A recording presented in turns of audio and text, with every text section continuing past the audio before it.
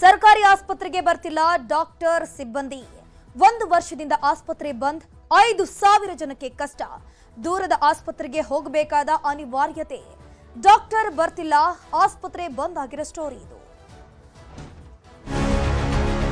Building ಇದ್ರೂ ಕೂಡ doctors ಯಾರು ಬರಲ್ಲ. ನಾವೆಲ್ಲ ಅಧಿಕಾರಿಗಳು ಫೋನ್ ಮಾಡಿದ್ರೆ ಬರ್ತೀನಿ ಅಂತಾರೆ, ಹೋಗ್ತೀನಿ ಅಂತಾರೆ, ಹಾಕಲ್ಲ. ಈ ಸಮಸ್ಯೆ ಅದ. ಗೌರ್ಮೆಂಟ್ ಸರ್ಕಾರ ಏನಾರ ಮಾಡಿಕೊಟ್ರೆ ಅನುಕೂಲ ಆಗ್ತಾರೆ, ಇಲ್ಲದ್ರೆ ಆಗಪ್ಲೇ ಇಲ್ಲ ಅಂದಪ್ಲೇ ಅದ.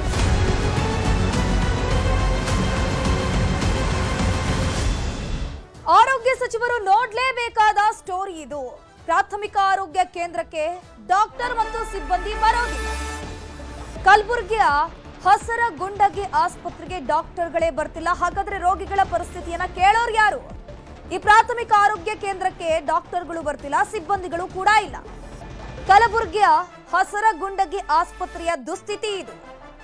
ಯಾರು ಕೂಡ ಹೇಳೋರಿಲ್ಲ, ಕೇಳೋರಿಲ್ಲ ಅನ್ನೋ ರೀತಿ ಆಗ್ಬಿಟ್ಟಿದೆ. ಆರೋಗ್ಯ ಸಚಿವರೇ ನೋಡಬೇಕಾದಂತಹ ಸ್ಟೋರಿ ಇದು. 5 ತಾಂಡಗಳ ಸಹಿತ 2 ಗ್ರಾಮಗಳಿಗೆ ಕಷ್ಟ ಅನ್ನುವಂತಹ ಪರಿಸ್ಥಿತಿ. 5 ತಾಂಡ 2 ಗ್ರಾಮಗಳಿಗೆ, ಅಲ್ಲೆಲ್ಲ ಜನರು ಕೂಡ ಇದೇ ಒಂದು ಆಸ್ಪತ್ರೆಯನ್ನು ನಂಬಿಕೊಂಡಿದ್ದಾರೆ. ಡಾಕ್ಟರ್ ಸಿಬ್ಬಂದಿ ಬಾರದ ಕಾರಣಕ್ಕೆ ಆಸ್ಪತ್ರೆ ಬಂದ್ ಆಗಿದೆ. 1 ವರ್ಷದಿಂದ ಬಂದ್ ಆಗಿದೆ ಈ ಸರ್ಕಾರಿ ಆಸ್ಪತ್ರೆ. ಚಿಮ್ಮನಚೋಡ ಅಥವಾ ಚಿಂಚೋಳಿಗೆ ಹೋಗಬೇಕು ಜನರು. ಈ ಆಸ್ಪತ್ರೆ ಬಂದ್ನಿಂದಾಗಿ 5,000ಕ್ಕೂ ಅಧಿಕ ಜನರು ಕಷ್ಟ ಅನುಭವಿಸ್ತಾ ಇದ್ದಾರೆ. ಬರೋಬ್ಬರಿ 5,000ಕ್ಕೂ ಅಧಿಕ ಜನ ಇದೇ ಆಸ್ಪತ್ರೆಯನ್ನ ನಂಬ್ಕೊಂಡು ಕೂತಿದ್ದಾರೆ. 3 ಜನ ಸಿಬ್ಬಂದಿ ಇದ್ರೂ ಕೂಡ ಯಾರೂ ಆಸ್ಪತ್ರೆಗೆ ಬರ್ತಾ ಇಲ್ಲ. ಇದು ಕಲಬುರಗಿಯ ಒಂದು ಆಸ್ಪತ್ರೆಯ ದುಸ್ಥಿತಿ ಇದು. ಆರೋಗ್ಯ ಸಚಿವರು ಈ ಸುದ್ದಿಗಳನ್ನು ಗಮನಿಸಬೇಕು. ಹಾಗಾದ್ರೆ ಈ ಸಮಸ್ಯೆ ಬಗ್ಗೆ ಗ್ರಾಮಸ್ಥರು ಏನು ಹೇಳ್ತಿದ್ದಾರೆ ನೋಡ್ಕೊಂಡ್ಬರೋಣ.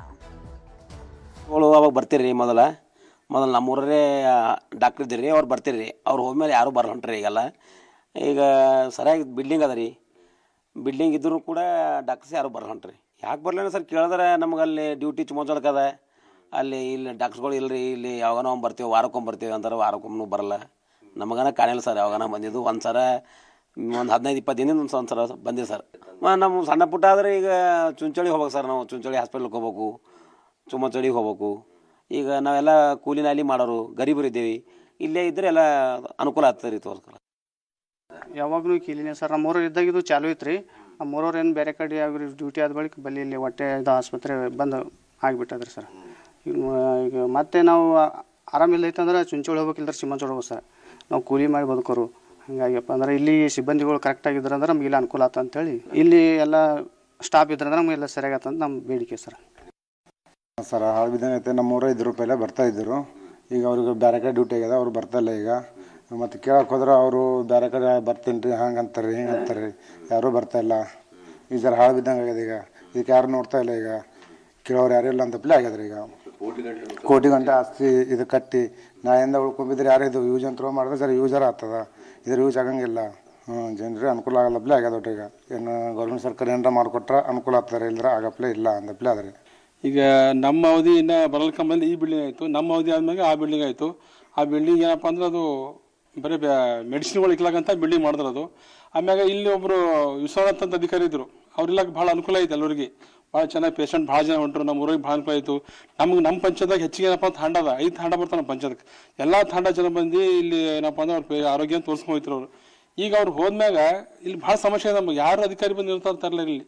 ಬಿಲ್ಡಿಂಗ್ ಎಲ್ಲ ಚಲೋ ಅದ, ಫೆಸಿಲಿಟಿ ಇಲ್ಲ ಅಂದ್ರೆ ನಾವು ನೀರಿನ ಕನೆಕ್ಷನ್ ಸಹ ಮಾಡಿದ್ನ ಇಲ್ಲಿ.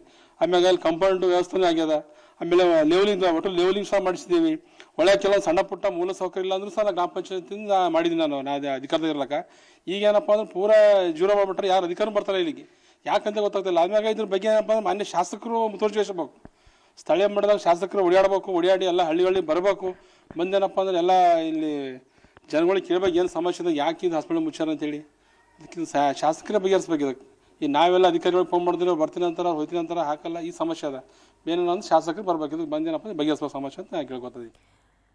ಇದ್ರ ಬಗ್ಗೆ ಹೆಚ್ಚಿನ ಮಾಹಿತಿ ನೀಡ್ತಾ ಹೋಗ್ತಾರೆ ನಮ್ಮ ಪ್ರತಿನಿಧಿ ಅರುಣ್ ಕುಮಾರ್ ಕದಂ. ನೇರ ಸಂಪರ್ಕದಲ್ಲಿ ಜಾಯಿನ್ ಆಗಿದ್ದಾರೆ. ಅರುಣ್, ಈಗ ಈ ಒಂದು ಸರ್ಕಾರಿ ಆಸ್ಪತ್ರೆ ಏನಿದೆ ಕಂಪ್ಲೀಟ್ ಆಗಿ ಮುಚ್ಚಿಬಿಟ್ಟಿದ್ದಾರೆ, ಬೀಗ ಹಾಕ್ಬಿಟ್ಟು ಹೋಗ್ಬಿಟ್ಟಿದ್ದಾರೆ ಅಲ್ಲ. ಅಲ್ಲಿ ಎಷ್ಟು ಡಾಕ್ಟರ್ಗಳಿದ್ರು, ಎಷ್ಟು ಜನ ಸಿಬ್ಬಂದಿಗಳಿದ್ರು, ಇಷ್ಟು ರಾಜಾರೋಷವಾಗಿ ಬೀಗ ಹಾಕೊಂಡು ಹೋಗ್ತಾರಲ್ಲ, ಇವ್ರಿಗೆ ಕೇಳೋರು ಯಾರು ಇಲ್ವಾ ಅಂತ ಹೇಗೆ? ಹೌದು ಧನುಶ್ರೀ, ಒಂದೊಂದು ಕಡೆ ಆಸ್ಪತ್ರೆ ಇಲ್ಲದೆ ಇದ್ರೂ ಕೂಡ ವೈದ್ಯರು ಇರ್ತಾರೆ. ಆದರೆ ಇಷ್ಟೊಂದು ಸುಸಜ್ಜಿತವಾಗಿ ಕೋಟ್ಯಾನುಗಟ್ಟಲೆ ಹಣವನ್ನು ಖರ್ಚು ಮಾಡಿ ಈಗ ಆಸ್ಪತ್ರೆಯನ್ನು ಕಟ್ಟಿದ್ದಾರೆ. ಆದರೆ ಇಲ್ಲಿ ಆಸ್ಪತ್ರೆಯಲ್ಲಿ ವೈದ್ಯರು ಇಲ್ಲ ಮತ್ತು ಅಲ್ಲಿನ ಸಿಬ್ಬಂದಿಗಳು ಇಲ್ಲದೆ ಇರುವುದರಿಂದ ಸಾಕಷ್ಟು ತೊಂದರೆ ಆಗ್ತದೆ. ಆ ಒಂದು ಕಲಬುರಗಿಯ ಚಿಂಚೋಳಿ ತಾಲೂಕಿನ ಹಸರಗುಂಡಿ ಗ್ರಾಮ ಇದು. ಈ ಗ್ರಾಮಕ್ಕೆ ಏನಂತಂದ್ರೆ ಈ ಒಂದು ಪ್ರಾಥಮಿಕ ಆರೋಗ್ಯ ಕೇಂದ್ರ ಏನಿದೆ, ಈ ಆರೋಗ್ಯ ಕೇಂದ್ರಕ್ಕೆ 3 ಗ್ರಾಮಗಳು ಮತ್ತು 5 ತಾಂಡಗಳು ಬರುತ್ತೆ. ಆ ಒಂದು ಏನು ಚಿಂಚೋಳಿ ಭಾಗದಲ್ಲಿ ಗಡಿ ಭಾಗ ಆಗಿದ್ರಿಂದ ಅಲ್ಲಿ ಸಾಕಷ್ಟು ಜನ ಸಾಕಷ್ಟು ಜನ ಕೂಲಿ ಕೆಲಸವನ್ನೇ ಅವಲಂಬನೆ ಆಗಿದ್ದಾರೆ. ಇಂಥವ್ರು ಏನಂತಾರೆ ಖಾಸಗಿ ಆಸ್ಪತ್ರೆಗೆ ಎಫರ್ಟ್ ಮಾಡೋಕ್ಕಾಗಲ್ಲ. ಹಾಗಾಗಿ ಅವರಿಗೆ ಸರ್ಕಾರಿ ಆಸ್ಪತ್ರೆಯನ್ನು ನಿರ್ಮಾಣ ಸರ್ಕಾರ ಮಾಡಿಕೊಟ್ಟಿದೆ. ಆದರೆ ಅಲ್ಲಿ ಏನಂತ ಸರ್ಕಾರಿ ಆಸ್ಪತ್ರೆಯಲ್ಲಿ ಸರಿಯಾಗಿ ನಿರ್ವಹಣೆ ಆಗದೆ ಇರೋದ್ರಿಂದ ಸಾಕಷ್ಟು ತೊಂದರೆಯನ್ನು ಅಲ್ಲಿನ ಗ್ರಾಮಸ್ಥರಿಗೆ ಆಗ್ತಾ ಇದೆ. ಯಾಕಂದರೆ ಅಲ್ಲಿ ಎಲ್ಲರೂ ಕೂಡ ಕೂಲಿ ನಾಲಿ ಮಾಡಿಕೊಂಡು ಜೀವನ ಮಾಡುವಂಥವ್ರು. ಅಂಥವ್ರು ಏನಂತಂದರೆ ಈಗ ಅಲ್ಲಿ ಅವರಿಗೆ ಆರೋಗ್ಯದ ಏನಾದರೂ ಸಮಸ್ಯೆಗಳನ್ನಾದರೆ ಪಕ್ಕದ ಚಿಮ್ಮಂಚೋಡ್ ಮತ್ತು ಚಿಂಚೋಳಿ ತಾಲೂಕಿಗೆ ಬರಬೇಕು. ಆ ಇಡೀ ಒಂದು ದಿವಸದ ನಮ್ಮ ದುಡಿಮೆಯನ್ನು ಹೋಗುತ್ತೆ. ಅಲ್ಲದೆ ಒಂದು 500 ರೂಪಾಯಿ ಖರ್ಚು ಕೂಡ ನಮ್ಗೆ ಆಗುತ್ತೆ. ಯಾಕಂತಂದರೆ ಅಲ್ಲಿಂದ ನಾವು ಕೆಲಸವನ್ನು ಬಿಟ್ಟು ಅಲ್ಲಿಂದ ಬೇರೆ ಬೇರೆ ಕಡೆಗಳು ಹೋಗಬೇಕಾದ್ರೆ ಸಾಕಷ್ಟು ತೊಂದರೆ ಆಗ್ತಾ ಇದೆ. ಮೊದಲೇನಂದ್ರೆ ಕಳೆದ 3-4 ವರ್ಷಗಳ ಹಿಂದೆ ಇಲ್ಲಿ ಸರಿಯಾಗಿ ಆಸ್ಪತ್ರೆ ನಿರ್ವಹಣೆ ಮಾಡಲಾಗ್ತಿತ್ತು. ಆದರೆ ಇತ್ತೀಚಿನ ದಿನಗಳ ಕಳೆದ ಸುಮಾರು 1 ವರ್ಷಕ್ಕಿಂತ ಮೇಲಾಯಿತು ಯಾರು ಕೂಡ ಸಿಬ್ಬಂದಿಗಳು ಬರ್ತಾ ಇಲ್ಲ ಮತ್ತು ವೈದ್ಯರು ಕೂಡ ಬರ್ತಾ ಇಲ್ಲ. ಹಾಗಾಗಿ ನಮಗೆ ಸಾಕಷ್ಟು ತೊಂದರೆ ಆಗ್ತದೆ ಅನ್ನೋ ಮಾತು ಕೂಡ ಹೇಳ್ತಾ ಇದ್ದಾರೆ. ಇಷ್ಟು ಎಲ್ಲ ಆದರೂ ಕೂಡ ಇಲ್ಲಿವರೆಗೂ ಯಾರೊಬ್ಬ ಅಧಿಕಾರಿಗಳು ಈ ಒಂದು ಆಸ್ಪತ್ರೆಗೆ ವೈದ್ಯರು ಬರ್ತಾರಿಲ್ಲ ಅನ್ನೋದ್ರ ಬಗ್ಗೆ ಕೂಡ ಈಗ ಅದಕ್ಕೆ ಪರಿಶೀಲನೆ ಮಾಡ್ತಾ ಇಲ್ಲ. ಯಾಕೆ ಬರ್ತಾ ಇಲ್ಲ, ಅಲ್ಲಿ ಆಸ್ಪತ್ರೆ ವೈದ್ಯರೇನ ನೇಮಕವನ್ನು ಮಾಡಿದರೆ ಆ ವೈದ್ಯರು ಬೇರೆ ಹಾಸ್ಪಿಟಲ್ಗಳಿಗೆ ಅವ್ರು ಓಡಿ ಮೂಲಕ ಆ ಕಡೆ ಹಾಕಿದ್ರಿಂದ ಅವರು ಆ ಕಡೆ ಹೋಗ್ತಾ ಇದ್ದಾರೆ. ಆದರೆ ಈ ಒಂದು ಆಸ್ಪತ್ರೆ ಇಷ್ಟು ಸುಸಜ್ಜಿತವಾಗಿ ಇದ್ರೂ ಕೂಡ ಯಾರೂ ಬರ್ತಾ ಇಲ್ಲ ಅನ್ನೋ ಮಾತು ಕೂಡ ಅಲ್ಲಿನ ಗ್ರಾಮಸ್ಥರು ತಮ್ಮ ಅಳನನ್ನ ತೋಡ್ಕೊಳ್ತಾ ಇರುವಂಥದ್ದು. ಆದಷ್ಟು ಬೇಗ ಏನಂತಂದ್ರೆ ನಮಗೆ ವೈದ್ಯರು ಮತ್ತು ಸಿಬ್ಬಂದಿಗಳನ್ನು ಇಲ್ಲಿ ನೇಮಕನ ಮಾಡಿಕೊಟ್ಟಾಗ ನಮಗೇನಂತಾರೆ ಸುತ್ತಮುತ್ತಲಿನ ಗ್ರಾಮಗಳು ಮತ್ತು ತಾಂಡಾದ ಜನರಿಗೂ ಕೂಡ ಅನುಕೂಲ ಆಗುತ್ತೆ. ನಾವು ಏನಂತಂದ್ರೆ ಸಣ್ಣ ಪುಟ್ಟ ಏನಾದರೂ ಕಾಯಿಲೆಗಳನ್ನು ಬಂದರೆ ಕೂಡ ನಾವು ಇಡೀ ಒಂದು ದಿನ ನಮ್ಮದು ಹಾಳಾಗ್ತಾ ಇದೆ. ಯಾಕಂತಂದ್ರೆ ನಾವು ನಮ್ಮ ಗ್ರಾಮದಿಂದ ಬೇರೆ ಬೇರೆ ಹೋಗಲಿಕ್ಕೆ ಸಂಚಾರ ವ್ಯವಸ್ಥೆ ಕೂಡ ಸಾಕಷ್ಟು ತೊಂದರೆ ಇದೆ.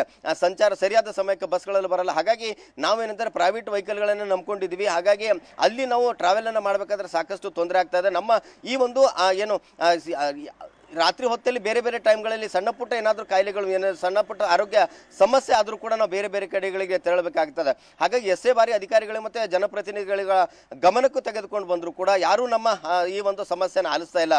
ಕಳೆದ 1 ವರ್ಷದಿಂದ ಇಷ್ಟು ಕೋಟ್ಯಾಂತರ ರೂಪಾಯಿ ಖರ್ಚು ಮಾಡಿ ಸುಸಜ್ಜಿತವಾದಂಥ ಒಂದು ಸಮುದಾಯ ಕೇಂದ್ರವನ್ನು ನಿರ್ಮಾಣ ಮಾಡಿಟ್ಟಿದ್ದಾರೆ. ಆದರೆ ಇದಕ್ಕೆ ಈಗ ಸರಿಯಾಗಿ ಅದನ್ನು ಸದುಪಯೋಗ ಕೂಡ ಮಾಡ್ಕೊಳ್ತಾ ಇಲ್ಲ. ಹೀಗಾಗಿ ಏನಂತಂದರೆ ಆ ಒಂದು ಅಲ್ಲಿ ಏನಂತಂದರೆ ಒಬ್ಬ ವೈದ್ಯರನ್ನು ಪರ್ಮನೆಂಟ್ ಆಗಿ ನೇಮಕವನ್ನು ಮಾಡಬೇಕು ಮತ್ತು ಅಲ್ಲಿ ವೈದ್ಯಕೇತರ ಸಿಬ್ಬಂದಿಗಳನ್ನು ಕೂಡ ನಮಗೆ ಅಲ್ಲಿ ಮಾಡಿಕೊಟ್ರೆ ಅನುಕೂಲ ಮಾಡಿಕೊಟ್ರೆ ಸಾಕಷ್ಟು ನಮಗೆ ಇಲ್ಲಿನ ಸುತ್ತಮುತ್ತಲಿನ ಗ್ರಾಮಸ್ಥರಿಗೆ ಮತ್ತು ತಾಂಡಾ ಜನರಿಗೆ ಅನುಕೂಲ ಆಗುತ್ತೆ ಅನ್ನೋ ಮಾತು ಕೂಡ ಹೇಳ್ತಾ ಇರುವಂಥದ್ದು. ಇಷ್ಟಾದರೂ ಕೂಡ ಇಲ್ಲಿವರೆಗೆ ಯಾರೊಬ್ಬ ಅಧಿಕಾರಿಗಳಾಗಲಿ ಜನಪ್ರತಿನಿಧಿಗಳಾಗಲಿ ಇಷ್ಟು ಕಳೆದ ಸುಮಾರು 1 ವರ್ಷ ಮೇಲಾಯಿತು ನಾವು ಇನ್ನು ವೈದ್ಯರು ಇಲ್ಲದೇ ಈ ಒಂದು ಪ್ರಾಥಮಿಕ ಆರೋಗ್ಯ ಕೇಂದ್ರದಲ್ಲಿ ಕಷ್ಟವನ್ನು ಪಡ್ತಾ ಇದ್ದೀವಿ. ಯಾರೂ ನಮ್ಮ ಗೋಳನ್ನು ಕೇಳೋಕ್ಕೆ ಬರ್ತಾ ಇಲ್ಲ. ಜನಪ್ರತಿನಿಧಿಗಳು ಬರ್ತಾರೆ, ಚುನಾವಣೆ ಬಂದಂಥ ಸಂದರ್ಭದಲ್ಲಿ ಬಂದು ಚುನಾವಣೆಗೆ ಮತನ ಕೇಳ್ತಾರೆ. ಅದಾದ ಬಳಿಕ 5 ವರ್ಷದವರೆಗೆ ನಾವು ಬದುಕಿದೆಯೋ ಸತ್ತಿದೆಯೋ ಅನ್ನೋದ್ರ ಬಗ್ಗೆ ಕೂಡ ಅವರು ಚಿಂತನೆಯನ್ನು ಮಾಡಲ್ಲ, ನಮ್ಮ ಗ್ರಾಮಕ್ಕೆ ಬರಲ್ಲ.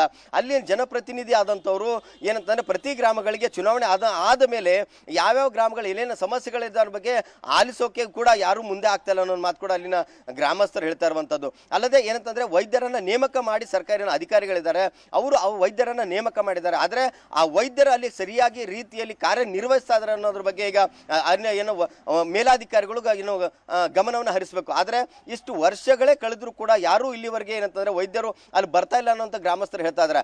ಆದರೆ ಆ ಒಂದು ಅಷ್ಟು ಸುಸಜ್ಜಿತವಾದಂತಹ ಸಮುದಾಯ ಕೇಂದ್ರವನ್ನು ನಿರ್ಮಾಣ ಮಾಡಿ ಅಲ್ಲಿ ಸರಿಯಾಗಿ ಕಾರ್ಯನಿರ್ವಹಿಸದೇ ಇರುವುದರಿಂದ ಅದು ಈಗ ಸಂಪೂರ್ಣವಾಗಿ ಹಾಳಾಗುವಂತ ಪರಿಸ್ಥಿತಿಗೆ ಬಂದಿದೆ. ಯಾವಾಗ ನೋಡಿದಾಗ ಆ ಒಂದು ಆರೋಗ್ಯ ಕೇಂದ್ರಕ್ಕೆ ಬೀಗನ್ನು ಹಾಕಿರ್ತಾರೆ. ಹಾಗಾಗಿ ನಮಗೆ ಏನಂತಂದ್ರೆ ನಾವು ನಮ್ಮ ಆರೋಗ್ಯದಲ್ಲಿ ಏನಾದರೂ ಸಮಸ್ಯೆಗಳನ್ನಾದ್ರೆ ನಾವು ಬೇರೆ ಬೇರೆ ಕಡೆಗಳಲ್ಲಿ ತೆರಳಿ ನಾವು ಆರೋಗ್ಯವನ್ನ ತಪಾಸಣೆ ಮಾಡ್ಕೊಳ್ಳೋಕ್ಕಾಗಲಿ ನಾವು ಟ್ರೀಟ್ಮೆಂಟ್ ತೆಗೆದುಕೊಳ್ಳೋಕೆ ಸಾಕಷ್ಟು ತೊಂದರೆ ಆಗ್ತದೆ. ಆದಷ್ಟು ಬೇಗ ಏನಂತಂದ್ರೆ ನಮಗೆ ವೈದ್ಯರು ಮತ್ತು ಅವರ ಸಿಬ್ಬಂದಿಗಳ ನೇಮಕ ಮಾಡಿಕೊಟ್ರೆ ನಮಗೆ ಅನುಕೂಲ ಆಗುತ್ತೆ ಅನ್ನೋ ಮಾತು ಕೂಡ ಹೇಳ್ತಾ ಇರುವಂತದ್ದು. ಧನುಶ್ರೀ, ಥ್ಯಾಂಕ್ ಯು ಅರುಣ್ ಕುಮಾರ್ ಕದಂ ತಮ್ಮೆಲ್ಲ ಮಾಹಿತಿಗಾಗಿ. ಇವಿಷ್ಟು ನಮ್ಮೂರಲ್ಲಿ ನ್ಯೂಸ್ 18ನ ಪ್ರಮುಖ ಸುದ್ದಿಗಳು. ನೋಡ್ತಾ ಇರಿ ನ್ಯೂಸ್ 18 ಕನ್ನಡ, ಜಾಲ ನಮ್ಮದು, ಬಲ ನಿಮ್ಮದು.